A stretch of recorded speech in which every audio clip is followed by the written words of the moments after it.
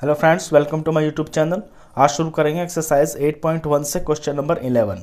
ये फिगर आपके सामने बनी हुई है, सेम टू सेम इसी तरह की फिगर बुक के अंदर है। क्वेश्चन रीड करता हूँ।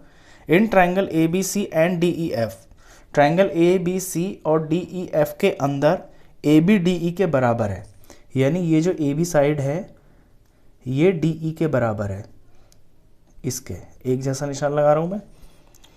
ए B parallel to D E, और ये आपस में पैरेलल भी हैं, बराबर भी हैं और पैरेलल भी हैं। दूसरी चीज़ दे रखी है B C is equal to E F, ये जो बी सी है ये इस ई एफ के बराबर है, लेंथ में बराबर है। और B C parallel to E F, और ये आपस में पैरेलल भी हैं, दिख रहा होगा आपको, पैरेलल है बिल्कुल। Vertices A B C are joined to vertices D E F respectively. अब इन दोनों ट्राइंगल्स की जो वर्टिसेस है ना, ए डी से जोड़ दिया, बी ई से जोड़ दिया और सी एफ से जोड़ दिया, डॉटेड लाइंस जो है इनको जोड़ दिया। सी फिगर में आपने देख ही लिया। शो दैट, शो करनी है आपको इसके अंदर 6 चीजें। सबसे पहली चीज पे ध्यान देते हैं, quadrilateral A B E D is a parallelogram. A B E D, ये जो क्वाड्रिलेटरल है इसको आपको शो करना है कि ये पैरेललोग्राम ही है। चलिए फर्स्ट से शुरू करते हैं। सॉल्यूशन में ए बी ई डी को पैरेललोग्राम दिखाने के लिए हमारे पास जो गिवन है ना, यही काफ़ी है। फर्स्ट गिवन देखेंगे आप कि ए बी डी ई के पैरेलल है और बराबर भी है। बस अगर कोई एक पेयर, किसी क्वाड्रिलेटरल का एक पेयर लेंथ में बराबर हो और वो पैरेलल भी हो, तो फिर वो क्वाड्रिलेटरल जो है पैरेललोग्राम ही बन जाता है। तो since AB is equal to DE and AB parallel to DE, therefore ABED is a parallelogram. ये पैरेललोग्राम का शॉर्ट फॉर्म होता है, पैरेललोग्राम। बस हो गया ख़त्म, इतना ही है इसके अंदर ये। क्योंकि जो ये साइड्स हैं अपोजिट साइड्स और इक्वल हैं अपोजिट्स, रीज़न भी लिख दीजिए इसमें आप, क्योंकि opposite sides are equal and parallel, ये पैरेलल का निशान है। अपोजिट साइड्स इक्वल हैं और पैरेलल हैं तो वो क्वाड्रिलेटरल पैरेललोग्राम हो जाता है। सेकंड चीज़, सेकंड में दिखाना है quadrilateral B E F C is a parallelogram. B F C देखिए फिगर में, बी ई एफ और सी ये क्वाड्रिलेटरल है, इसको पैरेललोग्राम शो करना है। अब ये काम भी जो है ना आपका गिवन से हो जाएगा, जो 2 चीज़ें गिवन है ना उसमें से दूसरे वाले से। बी सी ई एफ के बराबर दे रखा है, B C is equal to E F और B C parallel to E F, और ये जो बी सी है ये ई एफ के पैरेलल भी है। बस सेम टू सेम जो डुप्लीकेट फर्स्ट में हुआ सेम वही होगा इसमें भी। अब क्योंकि जो बी सी है वो ई एफ के बराबर है and B C also parallel to E F, ये पैरेलल भी है, तो देयरफॉर ये वाली चीज B E F C is a parallelogram. Reason में चाहे तो लिख भी सकते हैं, सेम टू सेम यही रीजन है इसका भी, कि opposite sides are equal and parallel, इसलिए जो है ये पैरेललोग्राम है। चलिए थर्ड पे ध्यान देते हैं। थर्ड में हमसे कहा है कि AD शो करिए, AD CF के पैरेलल है। AD जो है वो CF के पैरेलल है, ये शो कीजिए, और AD CF के बराबर है, ये भी शो कीजिए। अब ये जो चीज़ है ना, थर्ड वाला जो रिजल्ट है हमारे इन दोनों से निकलेगा, जो हमारे 1 में और 2 में है ना, इनसे निकलेगा। तो पहले हम फ्रॉम 1 देखते हैं क्या मिल रहा है हमको। फ्रॉम 1 में क्या है कि ABED इज अ पैरेललोग्राम। जब ABED is a parallelogram, ABED एक पैरेललोग्राम है। अब ये पैरेललोग्राम है देन तो AD और BE ये आपस में बराबर होंगे, AD is equal to BE, ये आपस में बराबर होंगे, और AD और BE ये आपस में पैरेलल भी होंगे। देखिए मैं जानबूझ के AD और BE को ले रहा हूं ताकि इसमें मेरा AD आ जाए। AD और BE आपस में इक्वल होंगे और पैरेलल होंगे, ये रिजल्ट मैंने नंबर 1 से निकाला है। अब इसी तरह से नंबर 2 से निकालूंगा मैं, फ्रॉम टू में BEFC जो है हमने प्रूफ कर दिया ऊपर कि ये एक पैरेललोग्राम है।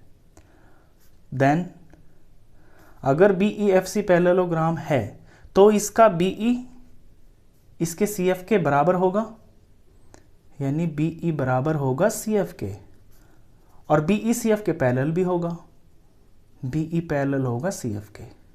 अब इन दो चीज़ों पे आप ध्यान दीजिए। यहाँ से आप देखेंगे कि ये जो BE है ना, BE AD के भी बराबर है और BE CF के भी बराबर है। जब कोई दो चीज़ें किसी एक चीज़ के बराबर होती है तो वो आपस में भी बराबर होती हैं। AD और CF दोनों के दोनों BE के बराबर आ रहे हैं, तो AD और CF आपस में बराबर होंगे।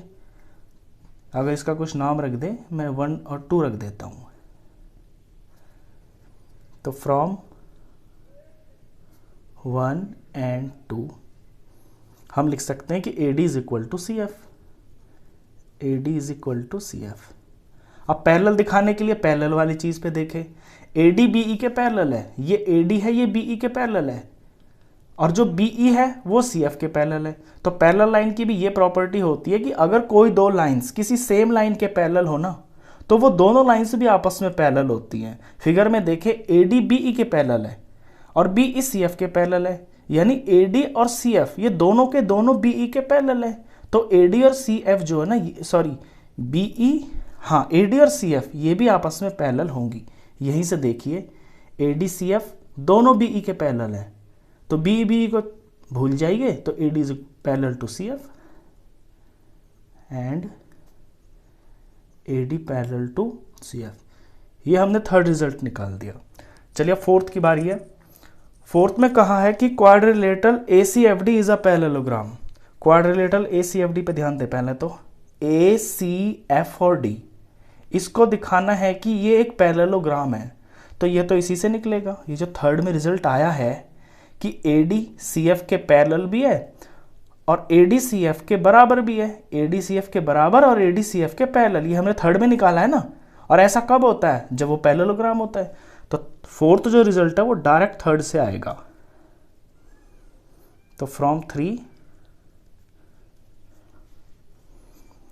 थर्ड में हमने ये निकाला है कि AD is equal to CF and AD is parallel to CF। तो ये क्या है? अपोजिट साइड्स हैं, बराबर हैं और पैरेलल हैं। तो therefore ACFD is a parallelogram, क्योंकि ये दोनों साइडें अपोजिट हैं। किसी क्वाड्रिलेटरल की ये अपोजिट साइड्स है जो कि आपस में बराबर भी हैं और पैरेलल भी है। तो जब ऐसा होता है तो वो क्वाड्रिलेटरल पैरेललोग्राम होता है। तो थर्ड से हमें फोर्थ रिजल्ट मिल गया। चलिए फिफ्थ निकालते हैं। फिफ्थ में कहता है कि AC is equal to DF, कि AC ये वाला AC और DF ये आपस में बराबर हैं। अब ये हमें फोर्थ से मिल जाएगा। जब फोर्थ में ये प्रूफ कर दिया कि AC DF एक पैरेललोग्राम है और यहाँ AC और DF इस पैरेललोग्राम की अपोजिट साइड्स है, तो वो तो बराबर होंगी ही। तो फिफ्थ रिजल्ट निकालने के लिए हम लिखेंगे फ्रॉम 4 में देखिए ACFD is a parallelogram. ACFD एक पैरेललोग्राम है एंड AC एंड DF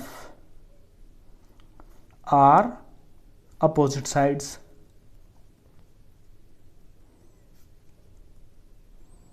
ये अपोजिट साइड्स हैं, तो therefore AC is equal to DF, तो AC DF के बराबर होगी। ये हमें फिफ्थ में निकाल दिया। अब सिक्स्थ पे ध्यान दें आप। सिक्स्थ में ट्राइंगल ABC को कॉन्ग्रुएंस दिखाना है ट्राइंगल DEF के। ABC तो आपके सामने है, ये DEF भी आपके सामने है, ये आपको कॉन्ग्रुएंस प्रूफ करने हैं।